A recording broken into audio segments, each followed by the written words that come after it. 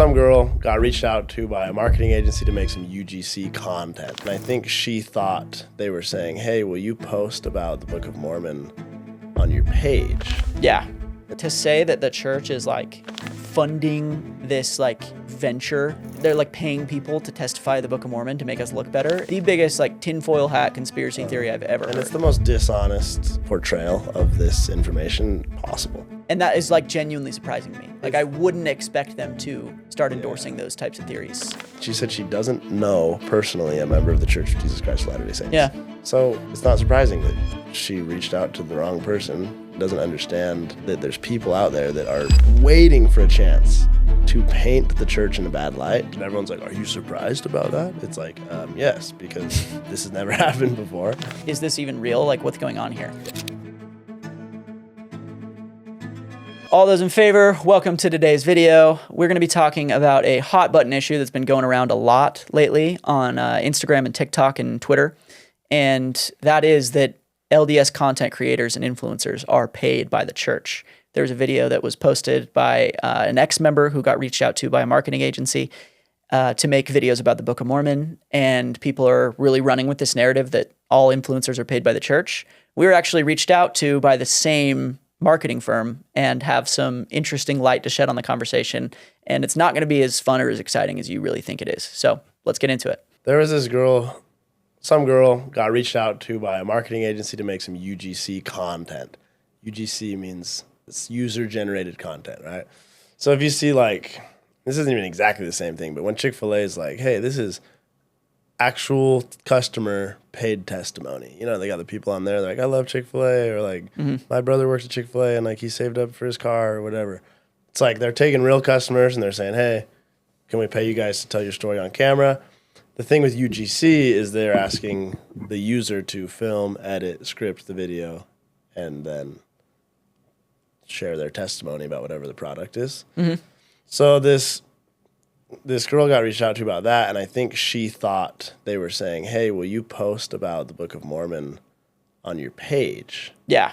And so then she's like, goes to the internet, it's like, the church is paying. And she's left the church. They confused her for a member of the church, but she is not a part of it anymore. And when we say they, we mean this European marketing agency, not the church. Yes, that's another really important thing here that I feel like no one's talking about, is this is a third-party marketing agency that is attempting to create content about the church to, for whatever reason, they want to further the work. They probably are all members and they want to do more good for the world as they see it. Yeah. And so they reached out to people, and actually they reached out to us.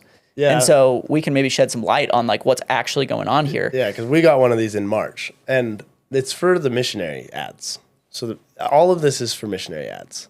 So our church has missionaries. Times have changed. They still knock doors like people are used to, but they also run ads on social media, and it'll say, hey, have you ever thought about studying the Book of Mormon? Give us your, fill out this form, we'll reach out. And they give it to the missionaries. So when I was on my mission, every few days we'd get a little thing of someone who clicked on the ad and wanted to do a Book of Mormon study, a Bible study. They wanted to come to church with us. So like that's what these are for. That was actually my job for quite a while as a missionary. I was the ad specialist. So I was not proselyting as much. Yeah. I had a specific job to make advertisements that we sent out to the whole area, and people would respond to them and say if they wanted to meet with the missionaries or not. And it's actually a really, like, people should be a huge fan of this, because a lot of people knock on missionaries or whatever because they're sort of intrusive. They think like knocking on your door or just like stopping you on the street is a little bothersome. This way, we're only talking to people that first show interest in us. So if they're interested in learning about the church, then we go straight to you, and we're not like casting a wide net and talking to people who maybe don't like us or don't want to be bothered. Yeah. No, it definitely reaches a different market. And like what Cade was saying, how he was the ad specialist, sometimes if there's an elder or a sister who's just kind of a liability talking to people, and it's like, I don't know, if like this guy could say anything, they'll just stick him up in an office and kind of give him like a fake and job. give him like a huge responsibility to blast out the church PR. Like they're doing something important. So we get this DM on Instagram. She said, hey, And she said her name. Maybe I shouldn't say her name. She's like, we're reaching out on behalf of one of our clients, the Church of Jesus Christ of Latter-day Saints. We're like, what? She said, we're seeking 2 to 3 UGC videos. We didn't know what that was. And this was, we were definitely a smaller page at this time. This project includes full usage rights. So that means that they would own the content that we give them, and we no longer have the ability to control where it goes. Exactly. So that's usually what you're paying for with UGC, is they're paying for the rights to use the video that we send them however they would like. Yeah. So then she says, so I go, hey, what's good? I didn't say that. I said, how long have you worked with the church for? She was like, good to hear from you. We've been with them for a few months now. It's a new partnership. We can see how that. This struck me as like, and I know she said that the church was their client, but it seems like they were sort of pitching the idea of being a client. Yeah. That's what it seemed like to me, because the church has their own PR arm and they have their own advertising arm. I've worked close with them. As a missionary, I worked closely with them and they were awesome. They helped us a lot. And so I think what this agency was doing is they were saying, they were in contact with the church and they were saying, hey, this is what we want to do for you guys. I think that's definitely a possibility. I don't know if that's the case, but that's what seems like to me. She does later on. She does say, like, we're not even sure if they'll accept the video or not. So, so then I give her the email and then I'm like, where are you guys based out of? Because I was kind of trying to like riz her up type. And so then she was like, you are on one today. She was like, I'm personally based in Finland. And then I was like, oh, I'm going to, try to go missionary on her. So then I was like, that's awesome. Do you know any members of our church in Finland, to see like. We were suspicious about this. Like, I was trying to riz her up, but you had other motives. So, this agency is like very small. They don't have a huge following on Instagram. So like, and it doesn't, this ad agency doesn't resemble the church at all. It's its own true. thing. It could be anyone reaching out. It doesn't say that it is affiliated with the church in any way. So like, I was just a little bit like, what, is this even real? Like, what's going on here? Yeah. I just thought she had a pretty name, which I can't say on camera for her privacy. No, but it says, she said, I do not know any members, unfortunately, personally. She did say it's very beautiful in Finland, though. So what we're dealing with here is someone who is maybe not even a member. Yeah, they're not a member. And they're trying to get the business of the church. And it seems like they are reaching out to influencers and content creators, asking for content that they can use to gain the church's business in this. Yeah. What I think is most likely is that the church is piloting something where they, like you said, they have their own PR team. They can make their own videos. And they probably said, I wonder, do you think it's cheaper to hire a marketing agency to do this for us? And typically that's how it goes. Marketing agencies are a lot cheaper than keeping it in-house. That's at least what I've seen. My wife works in marketing, and that's what she tells me. Yeah. And additionally, a lot of stuff like this, especially in Utah, I worked in, like, just as a college job, I worked in sales for a broadcasting company for quite some time. And jobs for the church, like when they need to buy broadcasting equipment for the conference center to send out general conference, they'll put something out to bid. So they will say, hey, we're looking for this service. This is maybe what we need. And then people are allowed to go bid. They'll say, I can do that job for X amount of dollars. I can do this job for X amount of dollars. And then the church will choose the best quality and best financial option to them. Yeah. So I think that's a possibility here. I mean, we're kind of reasoning under uncertainty because we don't really know what's going on. And I feel like a lot of people are just seeing one side of the story, but there's actually like a very organized system for how this stuff works and how church advertising and PR is handled. So just keep in mind, there could be a lot of different things going on here. And the fact that like we never did this. We never followed through with this. Yeah. And I've never seen anything come from it except for people posting these emails. The girl that originally posted it, talking about how all of the LDS influencers are paid. But I will say, I definitely saw, I've seen missionary ads since this time. Yeah. Where I'm like, oh, this is one of those things. and they're people with like 400 followers. Like it's not, they're not targeting influencers. Yeah. They're looking for members of the church who are already sharing their testimonies publicly and are saying, oh, perfect. Would you like to make a video for us? And we can buy that video from you. Yeah. Anyways. And in principle, there's like in my head, there's nothing wrong with like if the church wanted to do it themselves, they would have to pay actors to do these videos. So like you can either do it like from the members, a grassroots testimony video. You'd much rather have a real person who actually believes in the thing testifying of it than paying an actor to testify. Exactly. So but the narrative that I have an issue with that everyone seems to be running with is that people like us are getting direct checks from Russell M. Nelson to share stuff about the church because we don't actually believe it and we were just financially motivated to do it, which is the silliest thing I've ever heard. We have no money. We have $0. Zero. So yeah, that was kind of the big thing that this girl misunderstood. It's kind of funny because she's like, oh, the church targeted me because I have so many followers or something. And it's like, no, that's the whole point is that you don't post this video. Like it's their video. They run it as an ad or whatever they want to do with it. It's not a collaboration post. So anyways, a big part of this that went viral though, she shared the brief. So they sent them a brief about, they were looking for videos about the Book of Mormon. We also got a brief. Our brief is different. Was it? Yeah, because ours is not about the Book of Mormon. Oh. Ours, I'm pretty sure. Let's actually check. Maybe I haven't. Maybe I should. I think our brief is the exact same. Oh, actually? Yeah. Oh. Because ours, they said that we should talk about meeting with the missionaries. If you look at the PDF. It's the same PDF. Yeah. It's so embarrassing. Anyways, we got a brief. We got the brief. And it just talks about, basically, I'm imagining this is what the church gave them to say, hey, if you're going to make content for us, this is what we do. This is the language we use. Yeah. Whatever. And then we talked to her and we asked some more questions. And then, oh yeah, here's another, this is important. She said, we say, hey, can you send us we said, it'd be helpful if you gave us some example videos to help us know what we're dealing with here. She said, unfortunately, we don't have any previous videos to share as reference, as this is a brand new campaign. So silly. So if anyone, or there are people, everyone's trying to hop on this and talk about it. It's like, oh my gosh, the church is paying influencers. And everyone's like, are you surprised about that? It's like, yes, because this has never happened before. And they're not paying influencers.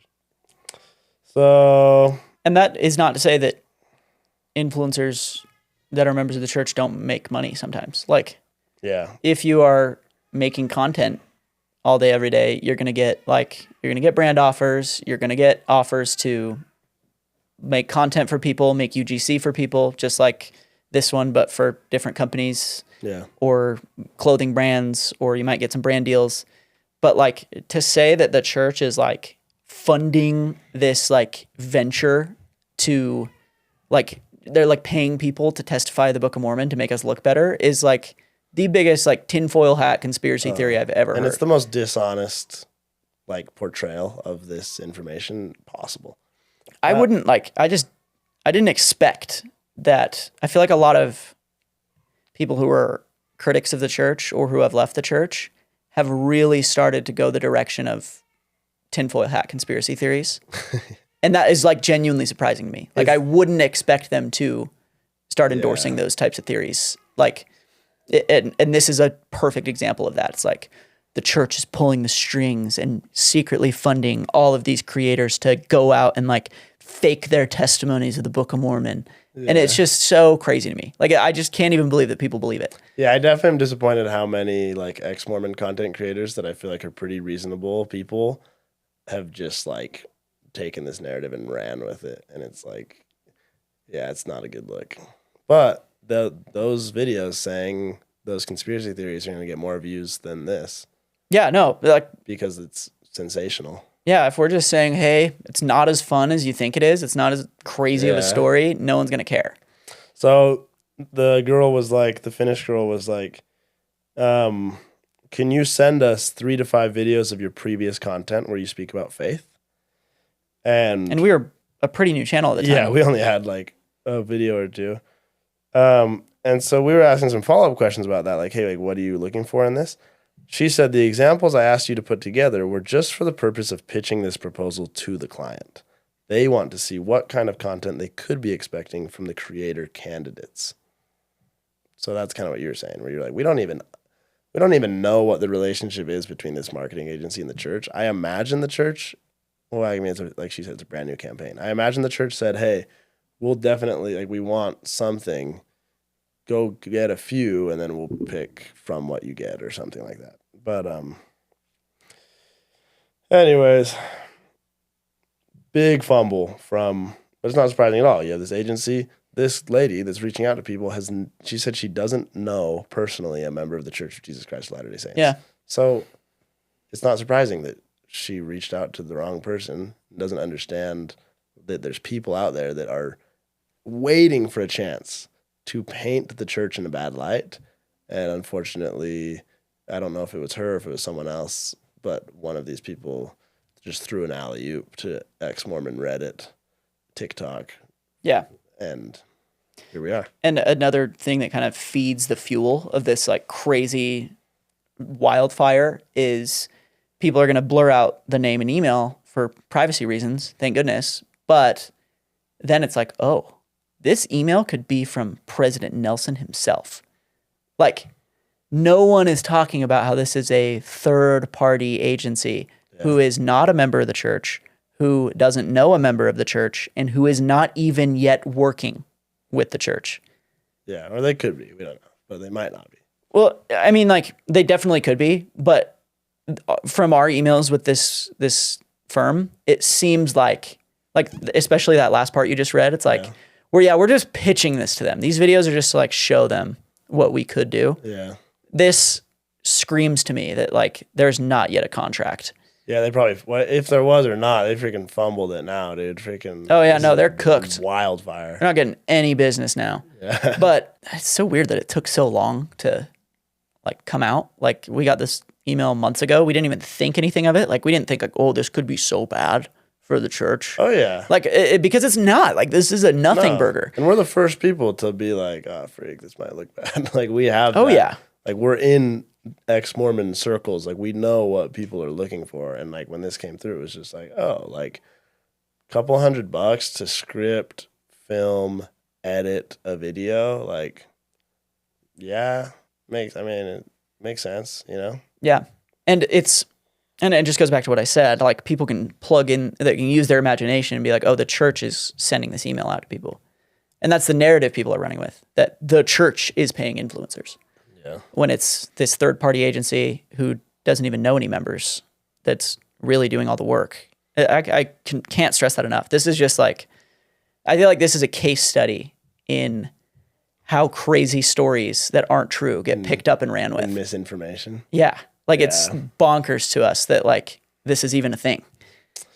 And the reason they reached out to us is because we're really prominent and we have a lot of followers, and they wanted us to post it on our page because so many people see our page. Yeah, this lady in Finland who's never met a member is really concerned with us posting about the Book of Mormon on our page. Yeah, but hey, shout out the missionaries. Let's get you guys some ads. Let's get you guys some more lessons. So. Yeah, I mean, I would have loved some content from members when I was working in the missionary office. Let's just film some free content right now for the missionaries. I'd do it. I literally would. Like if missionaries reached out and they said, hey, will you take a video saying why you want to meet with me? Like I would be so down. I was just going to say, like when we're missionaries, we were responsible for making all the ads and they weren't good. Like we didn't have the materials we needed.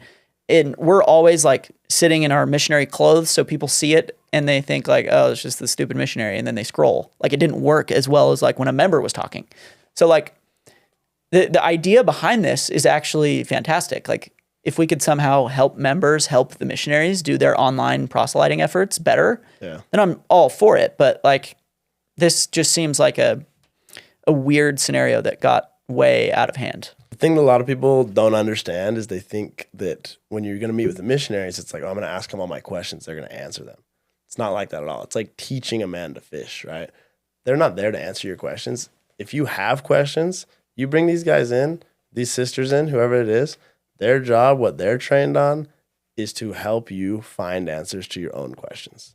So if you start hammering them with all of your questions, they might be like, hey, dog, I'm 18 that's not what years they old. trained me on. I'm 18 years old. What they trained me on is how to connect you with Jesus Christ, how to help you navigate your questions, and how to find your own personal relationship with Jesus Christ. And then they can leave, and you actually have a skill set and some experiences that can help you on your spiritual journey. So if you're thinking about,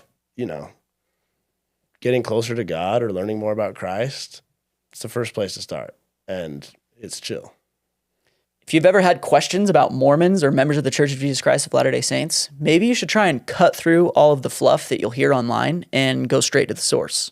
Talk to the missionaries, ask them your questions, and they can probably give you places you can find some answers.